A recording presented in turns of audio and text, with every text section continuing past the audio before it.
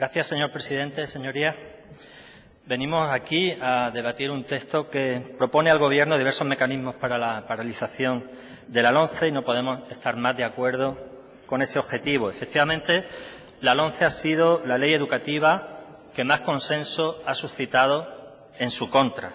Puso de acuerdo en contra de ella prácticamente a toda la comunidad educativa, a una inmensa marea verde formada por profesoras y profesores, madres y padres, estudiantes, una marea que tomó las calles en defensa de una educación pública de calidad. Y es que nadie podía creerse entonces que ya habían entrado el siglo XXI, nos iban a devolver de una forma tan drástica, a golpe de rodillo de mayoría absoluta, a la educación del pasado, a la segregación, a la desigualdad, al estrés de la reválida, a los indicadores, a la obsesión por las notas, a la religión evaluable y a concebir, en definitiva, la educación como una fábrica de profesionales y no como un espacio donde se adquieren valores de convivencia y se aprende a ser persona. En definitiva, abundaban en un modelo de educación que, en palabras de Moren y otros, no haría más que contribuir al desarrollo mental y moral, al subdesarrollo, mental y moral de los desarrollados. Moren, ese gran sociólogo francés al que un día encargaron una propuesta de reforma educativa que desgraciadamente acabó en un cajón, distinguía entre la formación, que sugiere moldeado o conformismo, la enseñanza, que implicaría una mera transmisión de conocimientos, y la educación, en gran medida autodidacta, en la que además de saber se adquiere cultura y en la que, en sus palabras, se aprendería a asumir la parte prosaica y a disfrutar la parte poética de nuestras vidas. Y ahí es donde discrepamos del texto del Grupo Socialista, porque en su exposición de motivos abunda de nuevo en la educación en competencias, que al final es el saber hacer, que está bien, es necesario, no lo negamos. Pero ¿dónde queda el saber ser, el saber vivir, el saber crear, el saber pensar, el saber sentir? Hasta para ser productivo hace falta también saber todo eso y a veces se nos olvida.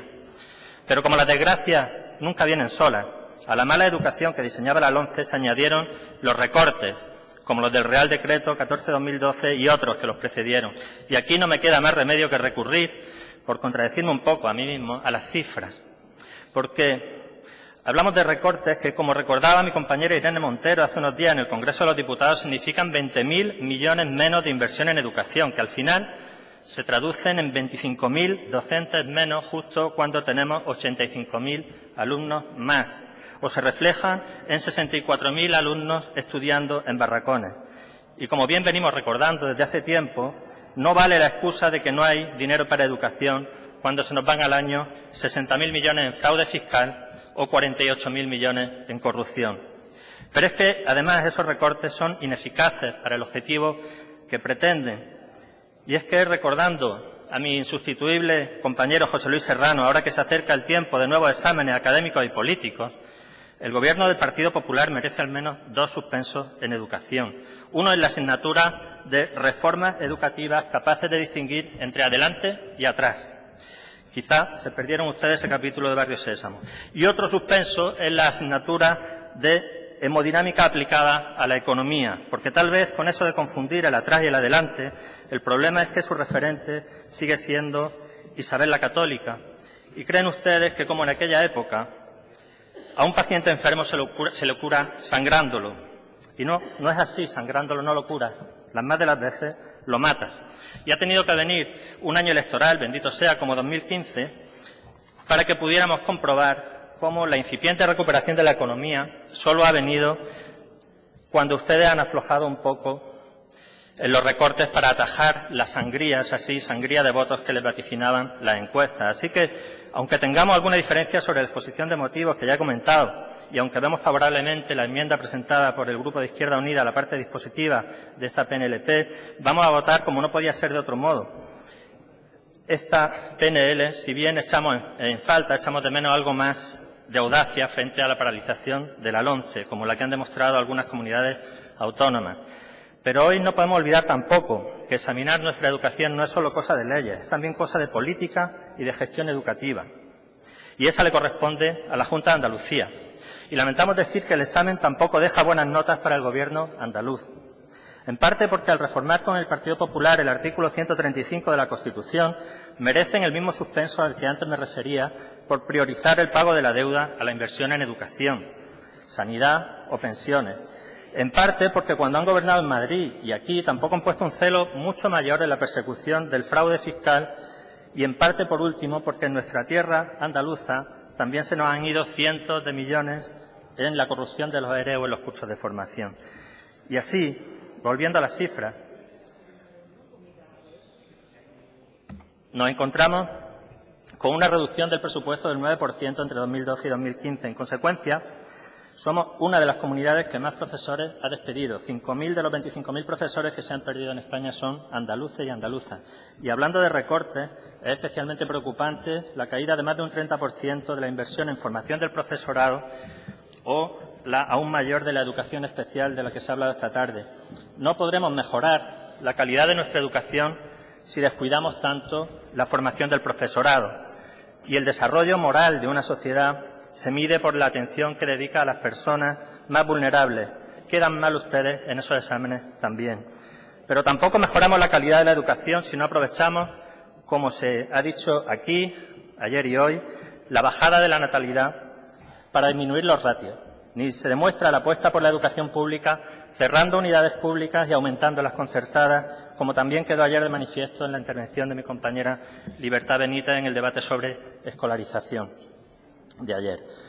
Hace poco tuve la ocasión de conocer de primera mano la indignación de las madres y padres del Colegio Carballo Dinelli de Motril, que tuvieron que encerrarse en su centro para pedir que no se suprimiera una línea en su colegio y que mañana se manifiestan de nuevo y que no son un caso aislado. Son más de 130 unidades públicas perdidas en la provincia de Granada y más de 600 en Andalucía, mientras siguen creciendo las concertadas. Y tampoco mejora la calidad ni de la educación ni de los servicios complementarios cuando se subcontratan cada vez más servicios con licitaciones a la baja. Licitaciones a la baja que lo que hacen es aumentar la precariedad laboral y ponen a veces incluso en peligro la calidad de la alimentación que reciben nuestros hijos e hijas en los comedores escolares o la calidad de la educación especial en los centros ordinarios también, donde se recurre a subcontrataciones en las que, según denuncian las trabajadoras, ni se vigila el cumplimiento de las licitaciones, ni el de los convenios colectivos, ni se respeta la antigüedad del personal cuando pasan de una empresa a otra, ni se hace caso a los expedientes de cesión ilegal firmados ya por varios inspectores de diferentes provincias. Y eso por no hablar de los 6.500 niños andaluces que reciben clase hoy en aulas prefabricadas como las del Colegio Indira Gandhi de Mijas, el Colegio Marqués de Santa Cruz de Puerto de Santa María o las del Virgen de los Remedios de Ambroz en Granada, por citar solo algunos ejemplos.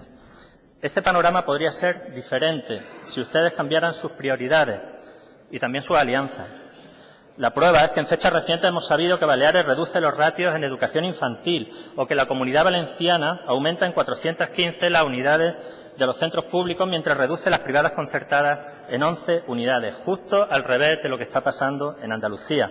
Pero claro, es que ustedes no se libran tampoco de otro suspenso, el de la asignatura de frases recurrentes de la historia del pensamiento. Y es que se han olvidado aquello de que la historia se repite dos veces, la primera como tragedia, la segunda como farsa. Ustedes andan ahora queriendo repetir la historia de los 90, cuando optaron por entenderse con la derecha nacionalista catalana, como ahora pretenden hacerlo en Madrid, al igual que han hecho aquí con la derecha nacionalista española, porque al fin y al cabo ya dijo Felipe González, citando a Deng Xiaoping, aquel gran demócrata, aquello de que daba igual que el gato fuera negro o fuera blanco mientras cazara ratones.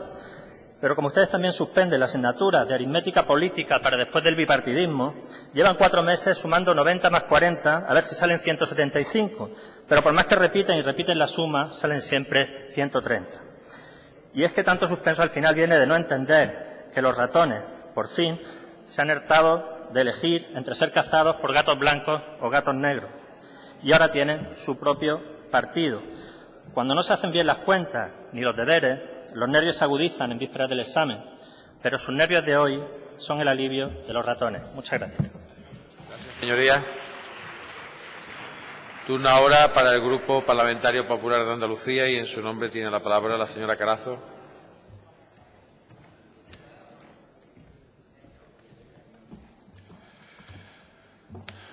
Señoría, tiene la palabra.